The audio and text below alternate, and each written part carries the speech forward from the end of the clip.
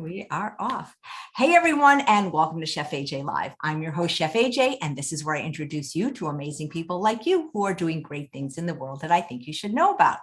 I want to thank everyone who has purchased my new book, the 10th anniversary edition of Unprocessed. If you've already purchased it or plan on purchasing it on or before Sunday, April 3rd at midnight, the year 2022, please email me your receipt at chefajbonus@yahoo.com. And I would love to send you as a thank you gift, almost $100 worth of bonuses, including 3 exclusive cooking classes that are each 2 hours long that I sell for $25 each with the recipes as a PDF and the audio files to this book even before it's released on Audible. So thanks so much for your support. It means the world to me. And today's guest I am meeting for the first time. Her name is Dr. Lillie Rosenthal, and she's going to be talking about plant-powered pain management. That's a mouthful. Please welcome her to the show. It's so nice to meet you.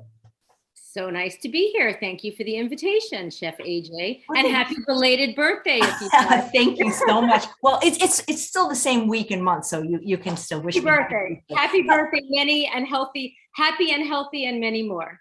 Thank you. Now, how did we find each other? Because most of my guests were referred by other guests. Was that what happened here?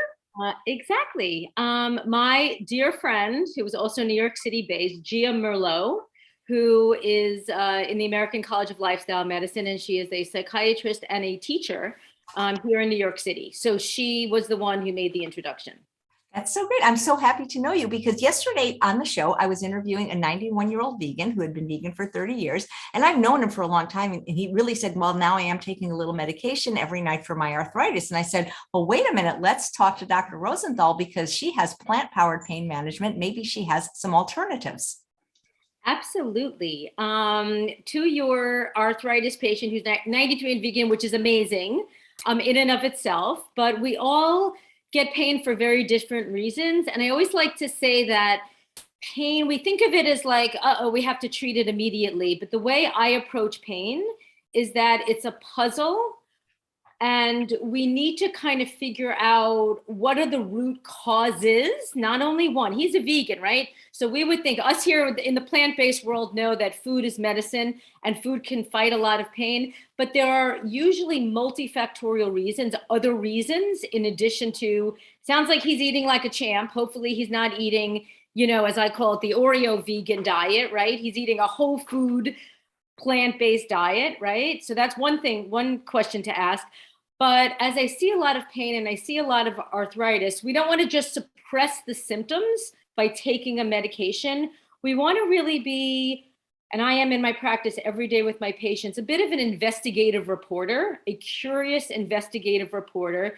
Things that I'd be thinking of are, how are you moving? How are you sitting? What is your posture like? Why now are you starting to have pain? So let's really think about pain as a portal to figure out why he might be in pain. So great that he's a vegan, but the way I would approach it, I'm an osteopathic physician as well as a physiatrist. For those who you don't know, maybe either of those things, I'm a doctor. I'm a regular board certified residency trained doctor. We'll start with the DO first. I'm an osteopathic physician. So some of you might not, like, what is that? Are you really a doctor? Yes, I'm really a doctor. In this country, in the US, there are two, just to educate your audiences because they want to know all the time, right? All the details. So there are MDs and there are DOs. And MDs are, we call allopathic doctors. Everybody sort of knows what an MD is.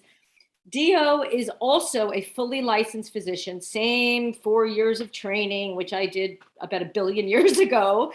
But DOs are a little bit different in a way that we're a little bit more holistic and integrative in our approach we have a whole person, patient-centered approach, which focuses on root causes of pain, disease. We really look at the body as a self-healing machine and what could we do with first do no harm, right?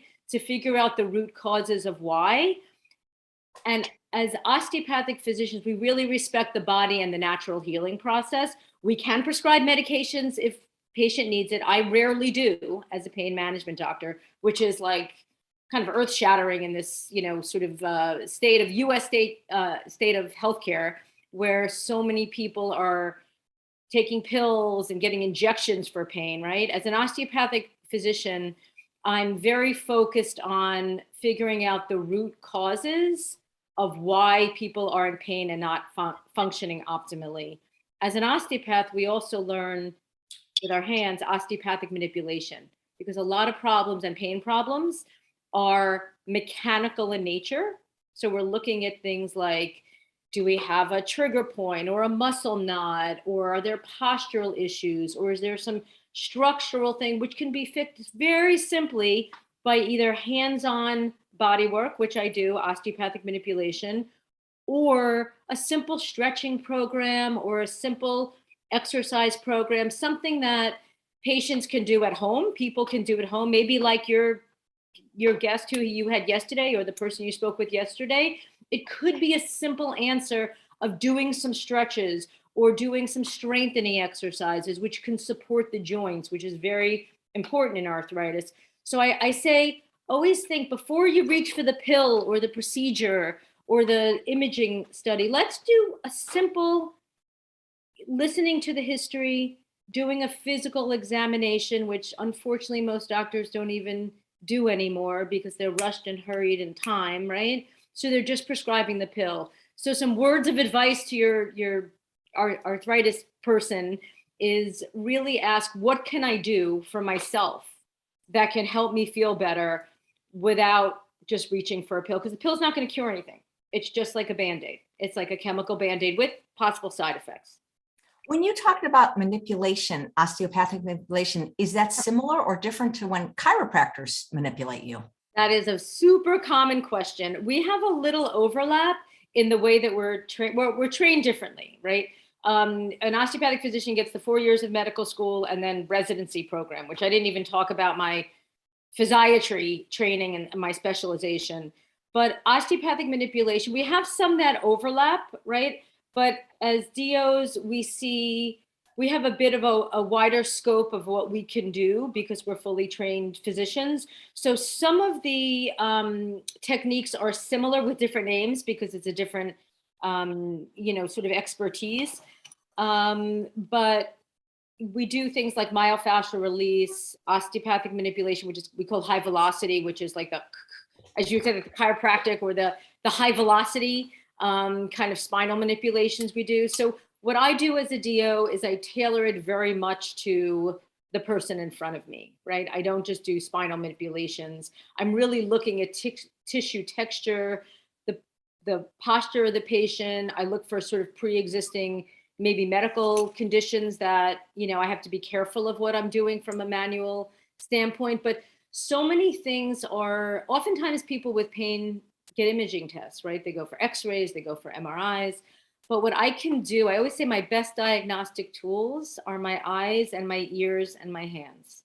So my eyes to observe what's going on with my patient, my ears to listen to the history and what's going on, so I figure it out, and my hands to both diagnose and treat. So most certainly if somebody needs an x-ray or an MRI for a pain condition, I can prescribe that, but I rarely need to because I take an hour with each new patient to really figure out what's going on at a structural level and sometimes a mind-body level to figure out why the person's in pain. So I feel like and I was attracted to be to osteopathic medicine, to become a DO, because it just made common sense to me. Like, why do, sort of crazy, complex, side effect laden medicine if I can do things that are very simply to help people feel and function optimally?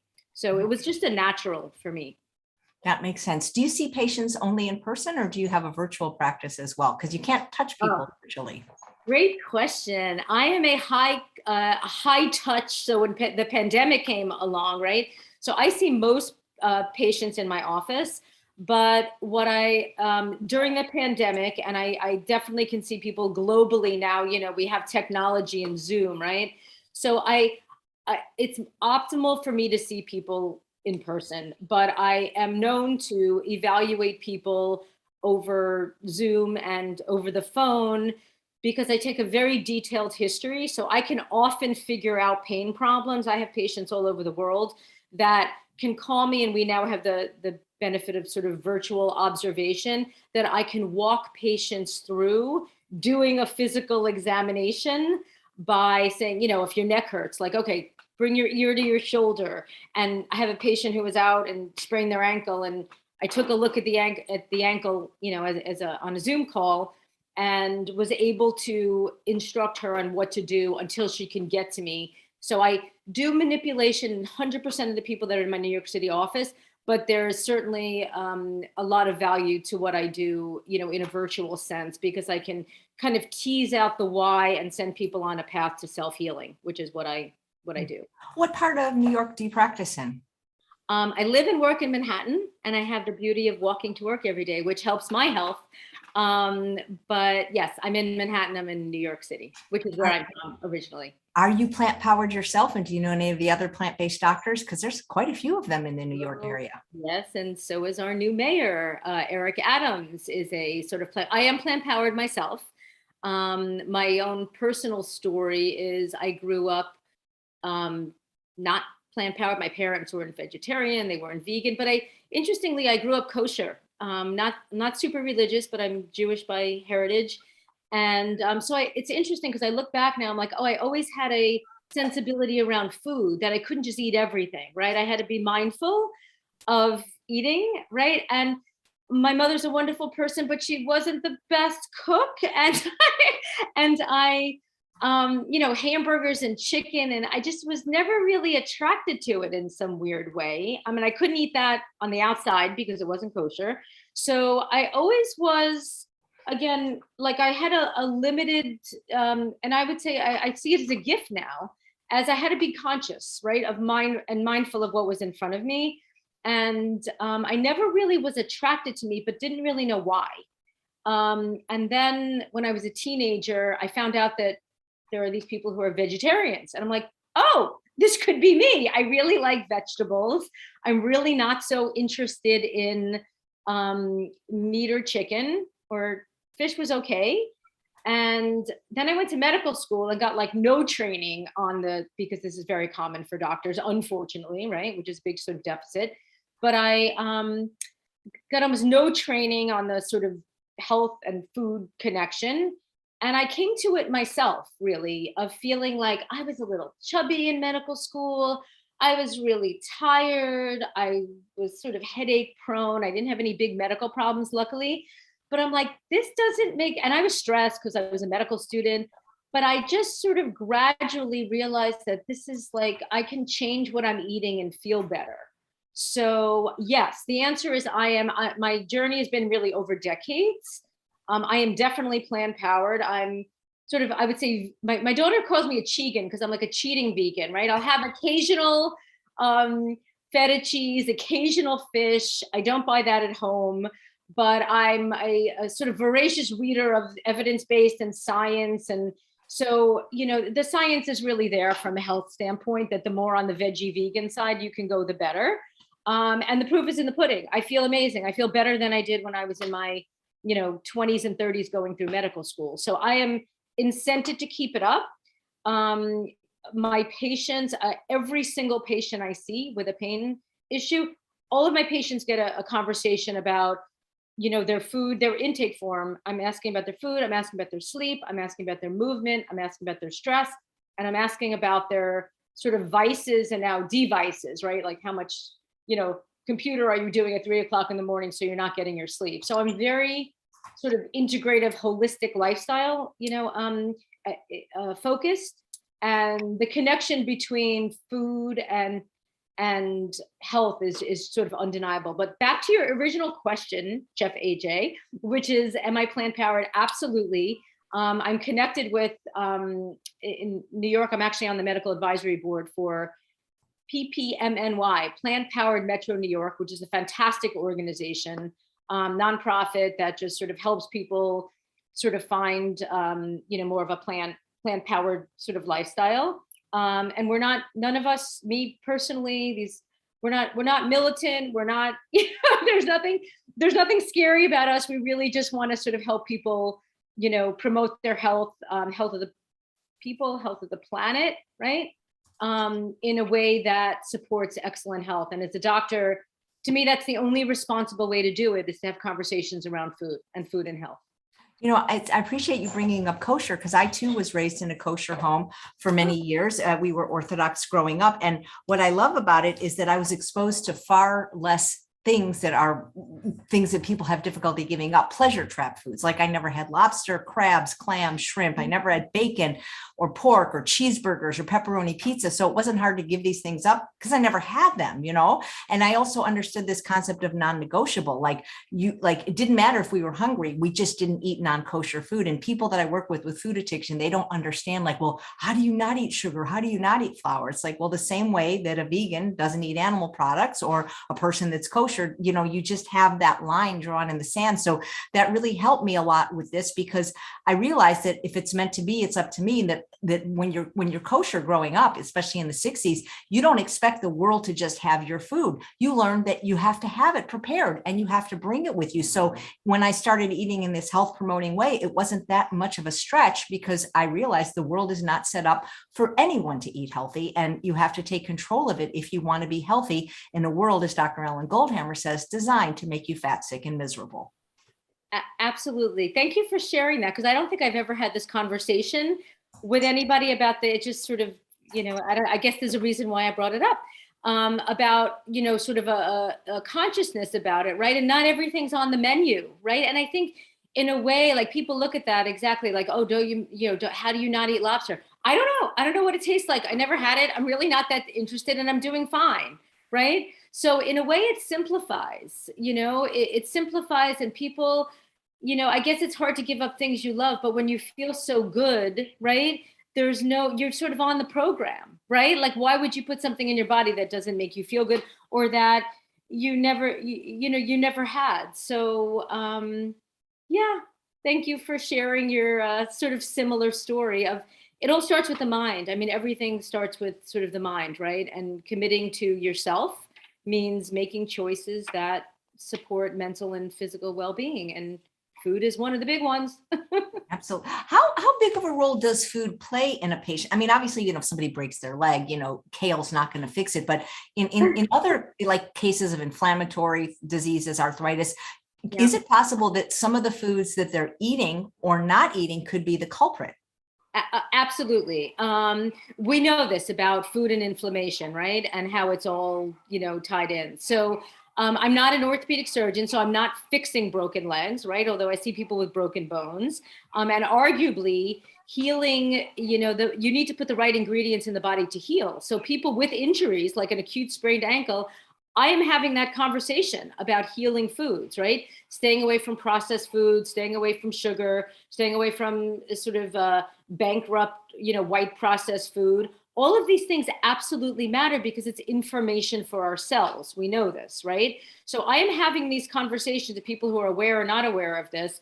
And in lieu of, you know, taking an anti-inflammatory, which, oh, by the way, can actually stop the process of inflammation, which actually, the body is very smart. The body has intelligence. The body wants to heal itself. We often get in the way by putting up barriers of unhealthy food. So I am absolutely having this conversation. So I would respectfully disagree with you that kale can actually feed our cells, right?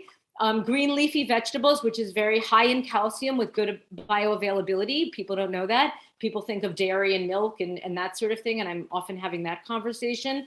So, you know, I will sort of provoke people by saying, yes, your kale will help your bones, will help you feel better. So this sort of food as medicine is really a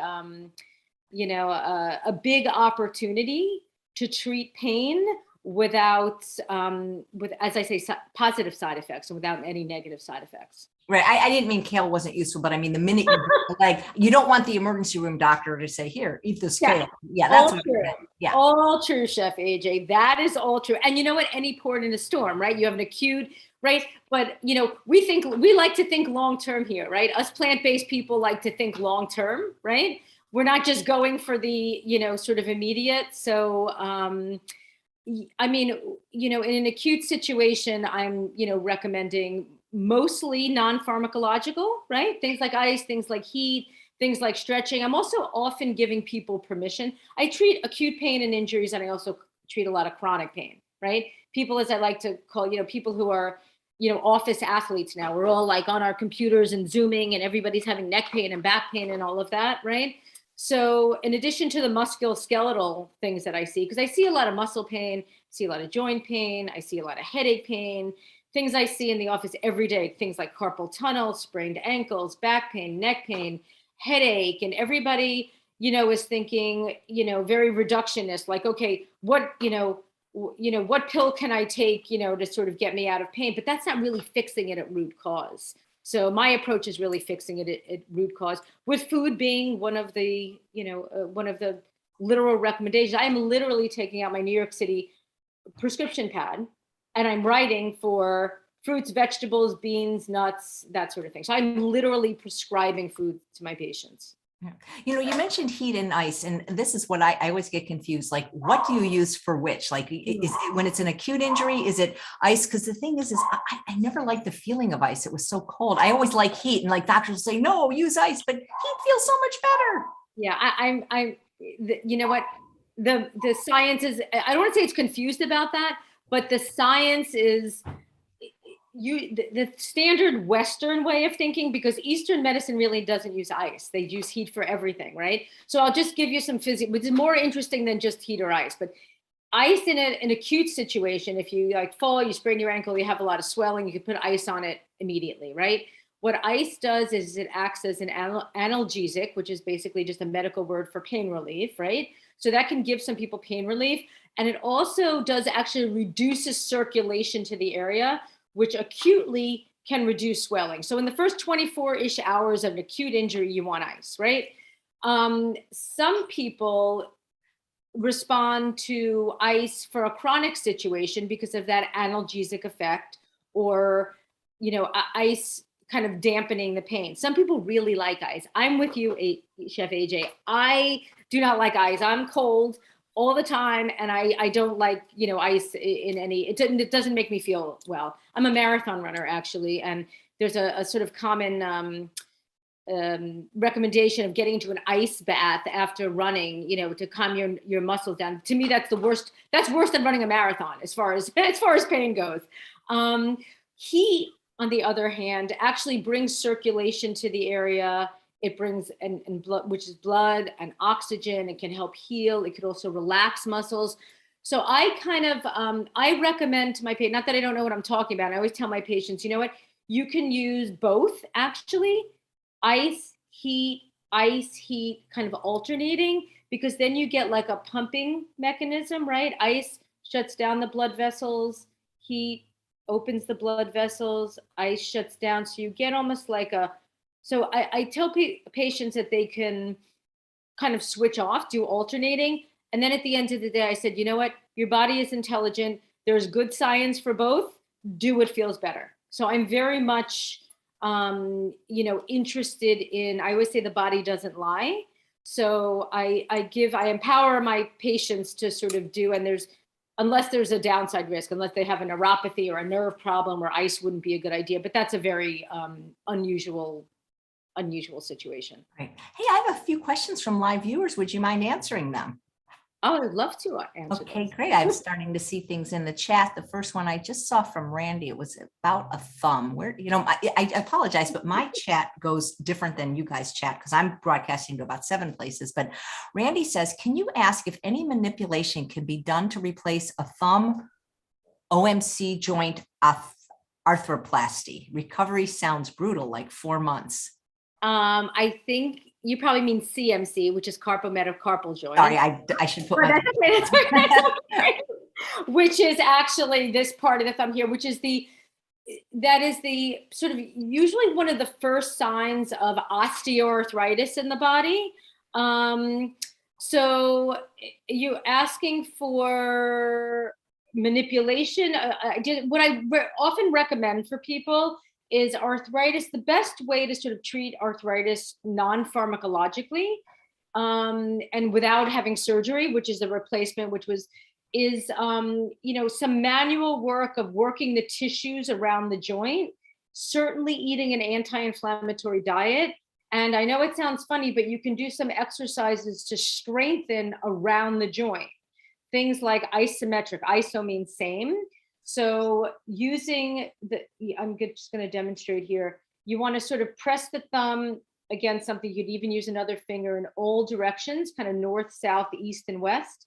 And what that'll do, I'm doing it as we speak, will actually strengthen the muscles around the joint to see if we can get enough stability in the joint to support the joint, right?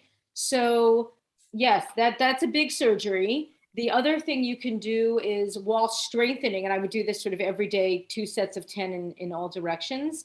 The other thing that you could think about is using a splint to sort of hold the joint steady while not while you're doing the exercises, but if you're doing a lot of sort of heavy manual work. I would also, if texting is something that we're all been doing, really sort of thinking of another more creative way to use your fingers and taking the thumb out of it. So I would make pretty darn sure that you have exhausted all non-surgical things that make sense before you go ahead and have that surgery.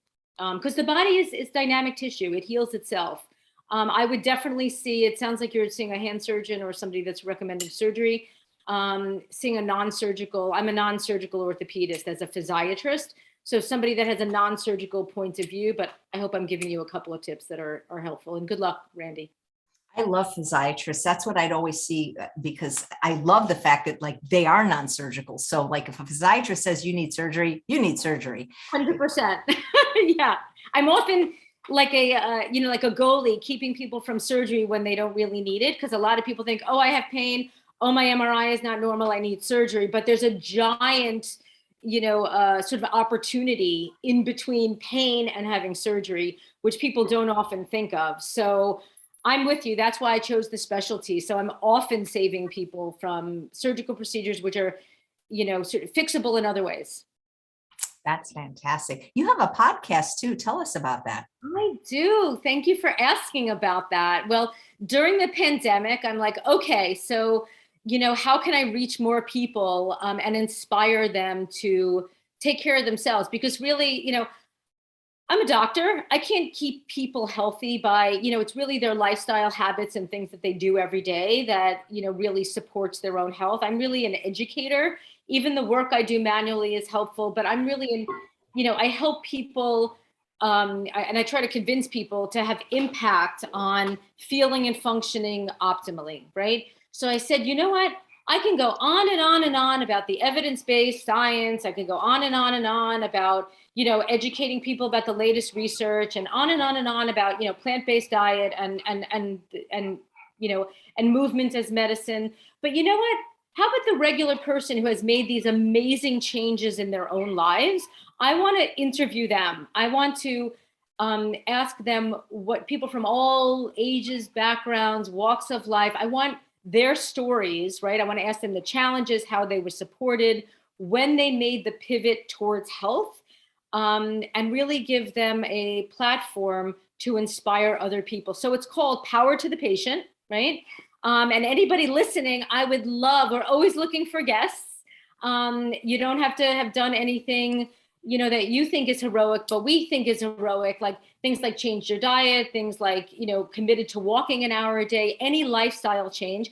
Interestingly, most of our guests have actually had food changes, right? People, change their life around food. But yeah, I'm the host and co-founder, and I partner with a great nonprofit called MedShadow that educates people about the risks and benefits and side effects of medication. So it's a great partnership. They produce it. I'm the host. And we'd love to have you tune in. It's on Apple, it's on Spotify, and it's called, again, Power to the Patient podcast. So we'd love to have you join us. We'd love feedback. And if anybody wants to be a guest, let us know. Oh, thank you. How soon after you see a patient, whether it's virtually or in person, do you mention diet and lifestyle? Oh, first visit. The very first visit. My intake form, because I ask about, what are your problems in order of concern to you? And then I ask, past medical history, like a regular doctor would. What are your medications? And by the way, I often deprescribe people from medications. I'm often taking people off of medications that they do not need. And then I ask, what are you eating? Are you vegetarian? I ask about food. I ask about sleep. I ask about exercise, movement, what type. A lot of people are afraid to move because they're in pain, which is often the non-helpful thing to do, right? So the answer to your question, the quick answer to that question is from day one, from visit one, I'm meeting people where they're at, because people are in very different places about their food. And I hopefully quickly make the connection between their pain problem and their food. And most people are very open to hearing this. Food has become a hot issue, which is important and necessary, but from day one. And if they're not already connecting the dots with their food and their health and their pain, I'm, guiding them through a very sort of logical, the science around it, and why they should consider making tweaks. That's great. Thank you. So I see a comment by Sharon. I've been so bummed because I suffer from tendonitis and bursitis in my right shoulder and bursitis in my outer right thigh. I'm 100% whole food plant-based. I need to Zoom with her. Sure. Sharon, I'd love to see you. Can reach out to me. I don't know if the information's on your site, or Dr. Lillie Rosenthal at Gmail. Send me a, I put it in the show notes, everything you sent me, your website, and everything perfect. like that. Sharon, we'll figure it out. The bursitis, I see it every day in my office. We can figure it out. That's why I ask about movement as well, right? Food is huge. Food is really the cornerstone of, but there's probably something mechanical going on that we can figure out together. So it would be my pleasure. I look forward to meeting you. Great. All right. PJ says, I wish I had met Dr. Rosenthal before I had L4, L5 spine fusion. Will you take Texas patients? So do they have to live in New York for you to see them virtually? Nope. I see people all over the globe. I currently have a patient who I just saved. I was talking about, I feel like a hockey goalie sometimes, like trying to save people from surgery, but it's never too little. It's never too late.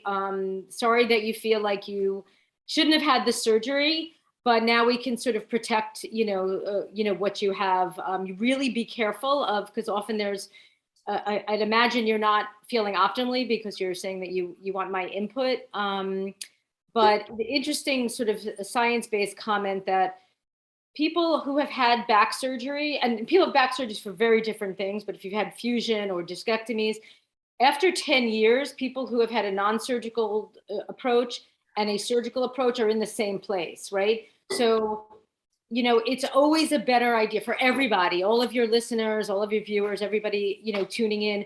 You really want to exhaust all non-surgical options that make sense, right? Before you go and do that. And it's not because I'm a non-surgeon.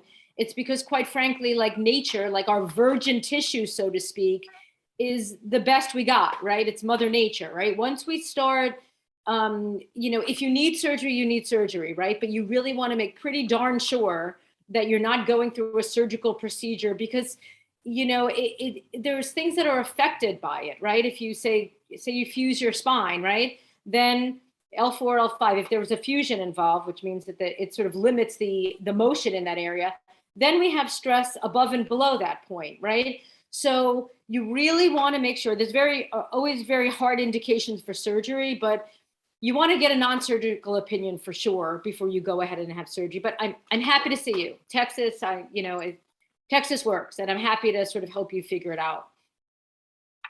Great. Thank you so much. Here's a question from Sherry. And are you involved with the new plant-based school lunches in New York City schools?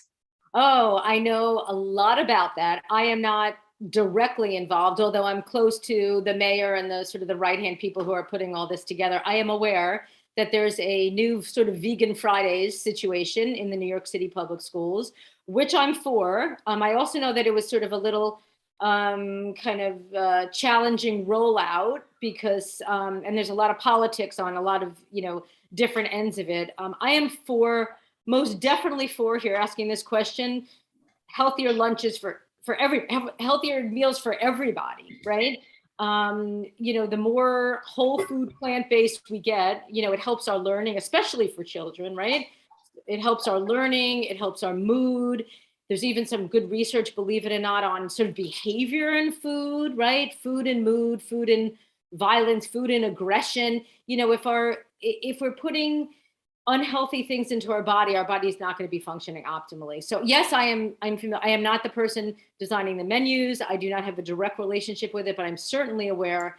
And I'm definitely more, my daughter went through New York City public schools. I would give her lunches. So I think that's sort of a commentary on sort of where I'm at, you know, lots of fresh fruits and vegetables for her. So did you raise your family, or is your family plant-based? Interesting. My daughter studied nutrition at Cornell. She just graduated college. So she was a nutrition minor. She is not fully plant-based. My 87-year-old dad is probably my biggest, he's on the program. He is plant-based. He has made, he's a runner at age 87. He runs about 4 miles a day. He's on no medication. I have a good sort of food as medicine story if we want to hear it or we have time. But my mom is going in a healthier direction. My father is probably one of my best patients. And it's me and my daughter at home. And she would say she is sort of mostly vegetarian, but not fully. I am probably the sort of most sort of committed to it. Great. All right. Thank I you. tell everybody. I can't. As you could probably tell, my cousins, somebody just sent me a podcast on something. Oh, Lillie, you should. You do know about this person. So I think everybody in my life, friends, families, patients, 100% know how committed I am to plant-based, and I've tried to sort of welcome people into this kind of way of eating as a route to feeling and functioning better. That's my only intention, really, with a little bit of planetarian animal kind of consciousness on the side there. For sure. Nice. Michelle says, I have major pain in my wrists and fingers. It feels like the bones are so cold it burns, and anything cold like weather or touching an object is super painful. I eat mostly whole food plant-based. Sometimes I'm a dirty vegan Oreo cookies. Have been autoimmune problems, had cancer 11 years ago. Sounds like you need a consult. She's got a lot. This is really, really, really long. She said it started to get way better when I went whole food plant-based 7 years ago, but now it's getting worse. Something about having breast implants. I don't know. When there's this much in a chat post, I think a consult. Maybe that's a private conversation. I think, just a couple of things come to mind for your other viewers who may have some of these issues. I'm wondering about exercise for circulation, which may help. And I'm also wondering about if there's been any treatment for the cancer, may have been a side effect from chemo or radiation. I don't know any details. It's too much for like a brief, kind of. Probably. I'm happy to do a curbside consult when it makes sense, when I have, information and when I feel responsible, but I don't have the information to really come. But those are just the two things that are coming to mind at the moment. Right. Here's a question, though. This is a general question, so this would be good from Doreen. Can scoliosis be improved? Oh, really interesting. Well, it depends. Scoliosis, as a child or an adult, right? So it's I see a lot of scoliosis in my practice. It all depends on degree of, right? It's congenital, right? Some people do need surgery for scoliosis. It's kind of rare. It depends on what you mean by improved, right? By definition, a scoliosis, for those who don't know, is a curvature of the spine, right? There could be C curves, there can be S curves, which correct itself. Scoliosis in and of itself does not cause pain, by the way. I think that's a big myth. Although there's clearly asymmetry, right? Because the body is, we all have asymmetry, by the way. No, but none of us, we're all perfect in every way, right? But none of us are completely symmetrical, right? So can it be improved from changing the curve? I don't really know what the question is. Or most certainly I work on people with scoliosis, because if you stick with me for a minute, if you have like a C curved, I'm exaggerating, right? If you have a C curve, there's going to be compression on one side and stretching on the other by definition, right? So working some of the soft tissues around the scoliosis could be helpful from a sort of postural standpoint.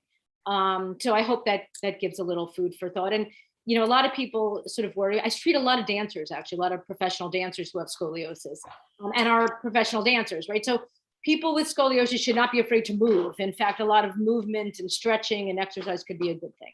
Right. Well, a lot of people are saying they have trouble with moving because of, you know, either pre-existing conditions, osteoporosis, and they pain. So I bet you can help people with that. Yeah, that's a big thing, actually, Chef AJ. I'm glad you brought that up, because so many people I see, and I like to really, and understandably, if you're in pain, you might not be incented to, you may be scared to move, right? You think pain is a signal. You know, I don't want to make anything worse. So that's a lot of the work I do, which is really identifying where the pain is coming from. And I'm happy to report, most times than not, I'm actually finding a lane for people to move safely, right? Some people just sort of give up, like, I'm in pain, I've had back pain for, you know, 4 months. My doctor told me not to move, which is generally terrible advice, right? You need to find the safe lane of movement, because when we don't move, we get deconditioned.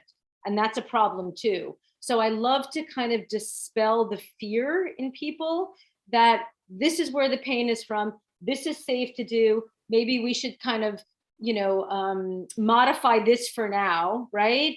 And then with the idea being long-term, building up and conditioning and moving in the correct ways. So it really sort of hurts my heart when some people come in and say, oh, I had knee pain like 30 years ago, and my doctor told me never to run. And I'm like, oh, you know, like, you know, it's limited for no good reason, right? So I take it very seriously. I wouldn't want to be limited myself from a movement standpoint.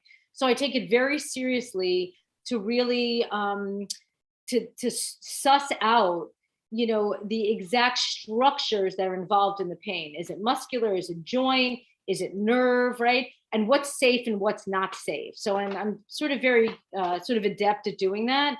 And almost nobody gets out of my office without getting some sort of movement prescription, as well as food prescription. Great. And people are, I don't know if you can say this on the air, but if you can, how much does a virtual consult cost? And I'm guessing insurance wouldn't cover a virtual consult. That's not exactly true. I don't really code it as virtual. So, you know, I'm out of network for all insurance, you know, plans, but I am a board certified regular doctor. So it all depends on, you know, what the, and I'll send information privately on this, or, you know, what I do is, you know, it's a 1-hour consultation, virtual or in my office, if anybody's local, right? And I do an entire personalized lifestyle risk assessment, right? Of medical history, you know, again, foods, movement, you know, and I literally give a personalized prescription of what people need to do. You know, virtually, I can't do my manual work, but sending people, I'm a trusted, you know, medical resource for what to do and what not to do. This healthcare system is so confusing about, like, who do we see for what, what's responsible. And I always say this, you can have all these degrees, you know, from Harvard and Yale, and that's great, but it needs to be a way of thinking, right? And that's why I have this podcast on Power to the Patient. You need to find a practitioner, myself or somebody else, that is really aligned with your way of thinking, of taking care of yourself, because the body does heal itself. We often get in the way by the things we do and don't do. So I can say this a million times over. People will often subject themselves to doctors and just do whatever because they're desperate. I get it.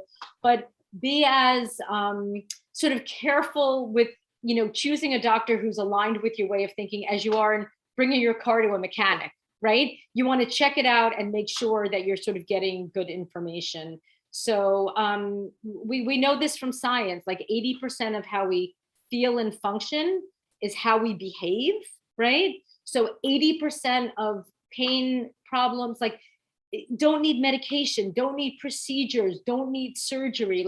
That's the big message I really want to communicate. And it sounds like most of your viewers, Chef AJ, are, you know, plant-based. I don't know, or maybe some people are considering it, but food is one of the 5 lifestyle things. Food is huge, right? And it sounds like it's probably frustrating to hear some of the questions, like, I'm doing the right thing. I'm eating my broccoli and I'm eating my kale and I'm eating my tofu. You know, why isn't my thumb or my knee or my back better, right? But there are other things. There's structural things like musculoskeletal, like things like posture. things like little muscle, being deconditioned in some way. Stress can actually hold in the body and cause pain. Alcohol can mess up our sleep. That could help, keep our cortisol levels, high. That can cause pain. So it's really about a puzzle. Like, as I started at the beginning, pain is a puzzle to be solved rather than just pain, like suppressing symptoms, right? So the food is medicine is one aspect. That's a chemical aspect and a big one, right? Because food is chemistry. That's a huge one. But there's other things like sleep and movement and stress levels and vices and devices, like I said, that need to be kind of discussed and sort of figured out what their contribution is as well. So there's, it's wonderful that everybody sort of sounds like very plugged in from a food standpoint, but there's other things to be looking at. And as far as your original question, I'm happy to send all my information and insurance. It's possible to get reimbursed because I'm a regular doctor, but I don't know. I can't go through everybody's health insurance, obviously, and figure that out. Right. So what would you, your email is in the show notes. If they could maybe email you and email me directly. I'm a one-woman show. I'm happy to respond, and I'm happy that people are thinking this way. Actually, it makes me feel good. Great. Well, thank you. Jan is saying, I heard that running is hard on the knees. Is that true? Oh, that is not true. Actually, it's interesting because they've done some really elegant studies about this. It actually rejuvenates. First of all, running is not for everybody. If you hate it, because then you're going to end up you shouldn't do any exercise that you hate, by the way, because you're not going to continue it, and you're also going to be sort of putting stress in your body. So if you don't love running, not everybody has to be a runner. Running is actually one of the best things you can do for your body. And there's an idea that it kind of wears out the joints. It's actually the opposite. It actually renews the joint fluid and the joint lubrication. Everybody thinks, oh my God, bone on bone, it's going to wear out the knees. 100% not. That is not what the science says.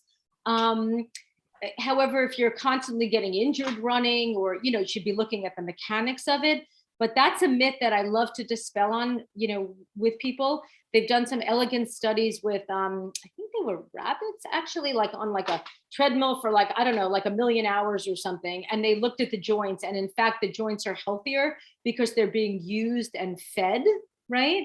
So I love answering these kind of questions because people get sort of limited about this. They think, oh my God, that's going to, it's going to wear out the joints, but it doesn't. And it's never good to rust out. So very important to be doing some sort of physical activity. And running is, I'm a runner. I'm going to be 60 in a couple of months. I've run 10 marathons. My dad, I mentioned, is 87. He has no joint replacements. His knees are fine. Again, mentioning it's not for everybody. If walking is your thing, it's much better. It's important to do some kind of weight-bearing activity though, because it keeps our bones strong. Cool, thank you. Sure. Question from, who's this from? What would cause degenerative disc disease in a 25-year-old? Yeah, interesting. Degenerative disc disease is one of those things I see a lot.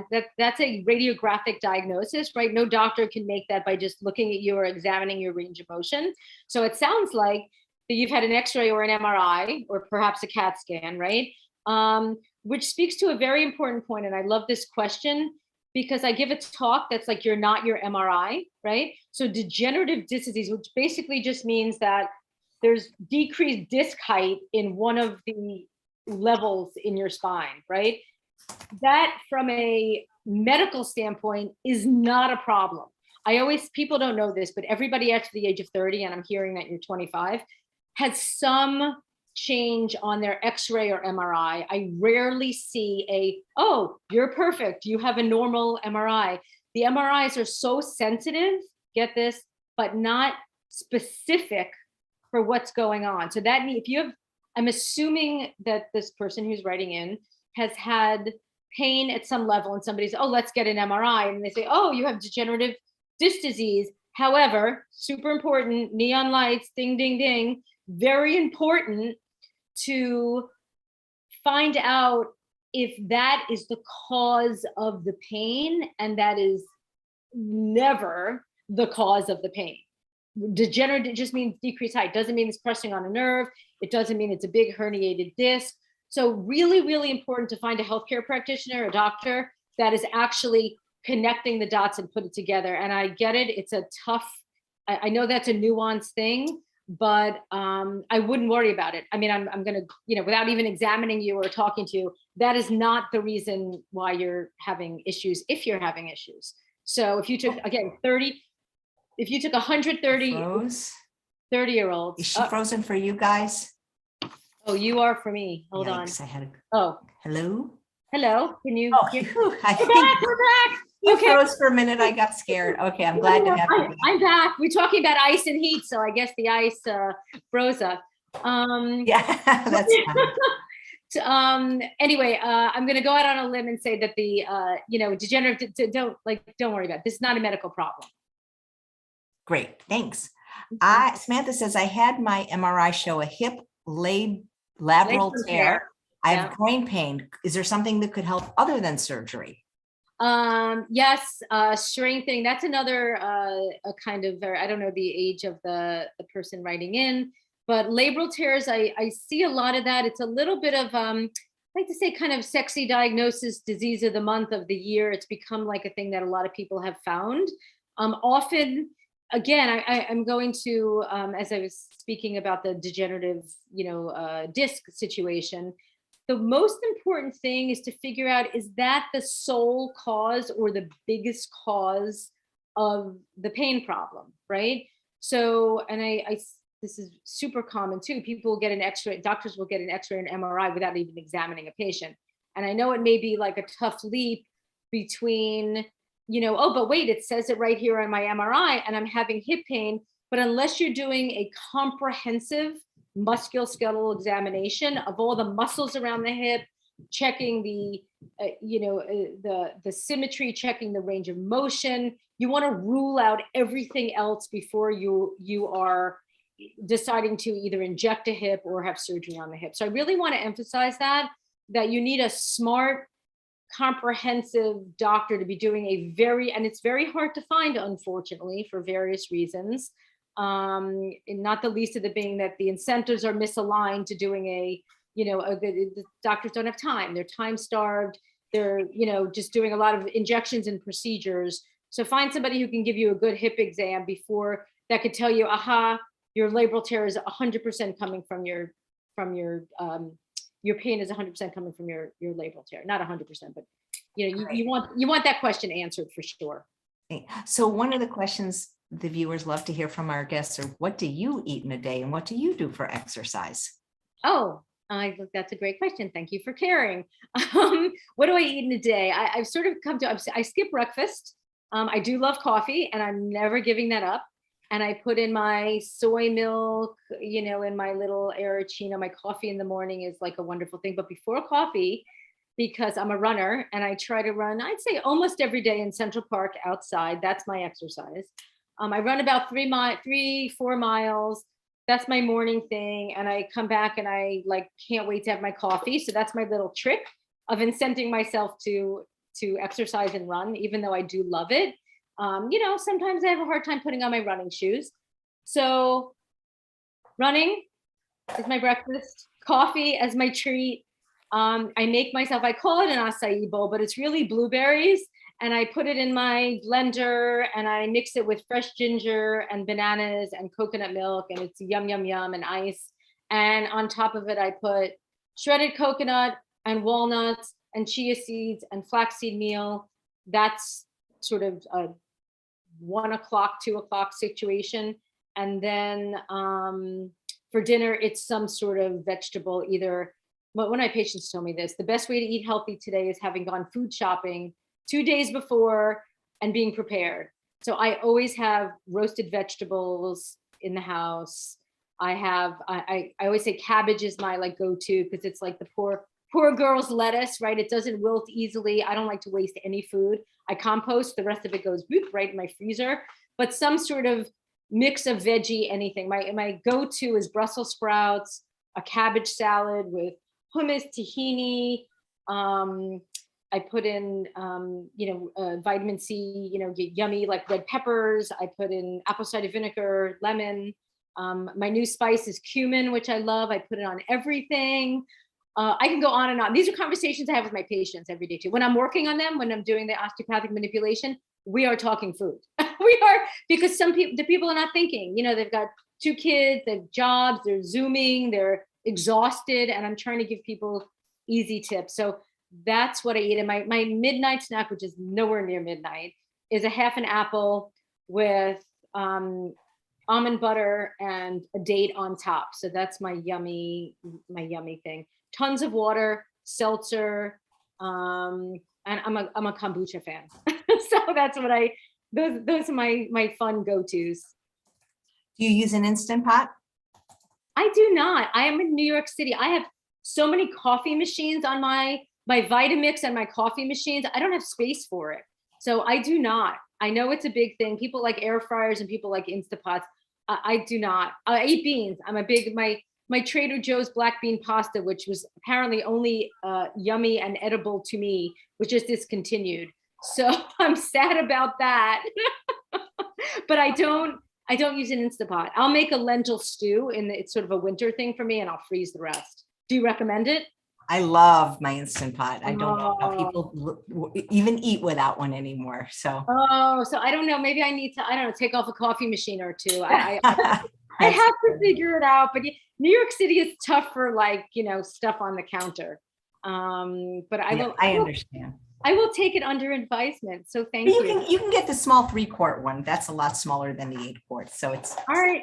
My birthday is okay. I'm gonna. When's your birthday? You said nobody can believe in October. Okay, so. Nobody can believe you're going to be 60. You look great. Well, it's healthy living. We always say, it's really 20% genes, but I thank my parents for so many other things, including my genes. But I've really learned, feeling good, looking good, functioning well. It's serious business for me because and I'm so incented because I just want to feel good. My skin was not so great when I was a medical student. Like I mentioned, I was a little chubby. I didn't have the energy I wanted. And I'm like, you know what? I got to figure this out. And I started reading, and I'm a doctor, for God's sakes, right? I should know this, but it's not super common. I'm trying to, honestly, my doctor friends, unfortunately, are some of the hardest people to kind of, make the changes. But, I try, I share, but thank you for the compliment anyway. Great. So Apple says, do you ever suggest infrared therapy as part of pain management? I don't know much about it. I think it's an infrared sauna that people have, or they own them, or again, I don't, but I think I'm always up for things that help people that have low side effect, but as a doctor, I don't know the science on it. So I don't know. I would say it's probably much better than a lot of other things people are doing. But I don't know much about it. There's a couple of questions. If bone on bone can ever be fixed without surgery? Yeah, that's a good question. That's, again, a radiographic diagnosis, is bone on bone. And it's really interesting. I'm a big fan of, as you probably will not be surprised to hear, treating the person rather than the x-ray. All that being said, my mom has had 2 knee replacements recently, and she's 84 and playing tennis and with her new knees, because she was functionally. I'm much more interested in the functionality, right? So it's not okay not to move and not to be able to do what you need to do functionally. So, but my approach is a thoughtful, sensible approach. I would certainly be trying. My question would be, how conditioned, say we're talking about knees, right? Bone on bone, right? So how conditioned are the quads, right? How much strengthening have you done, to really convince yourself that it's really the joint that, sort of needs replacing. So you're not going to grow sort of cartilage, right? Bone on bone. But I've seen horrible looking x-rays. People feel fine. I've seen very benign looking x-rays, and people are in tons of pain. So once again, that's the huge message of like, what's actually causing the pain, right? We have so much technology. We're also dependent on technology, which is a great thing, but we don't want to sort of, be too reductionistic and we don't want to be treating x-rays and imaging studies. We want to be treating the person. So you can have bone on bone and not really have a lot of pain. You can have bone on bone and have a lot of pain. You can have bone on bone and, try to, very sensible strengthening for a couple of months. It's not doing it. You need to do something about it. It's not okay to just sort of, live with a high degree of pain. So that's That makes sense. So if people want to follow you, do you participate in any of the social media platforms, and which ones? Yeah, I'm on LinkedIn. I'm on Instagram. I think I have to look at what I am. I recently joined Twitter, but I don't really, more to sort of connect with journalists on plant-based eating. I'm really not a big user.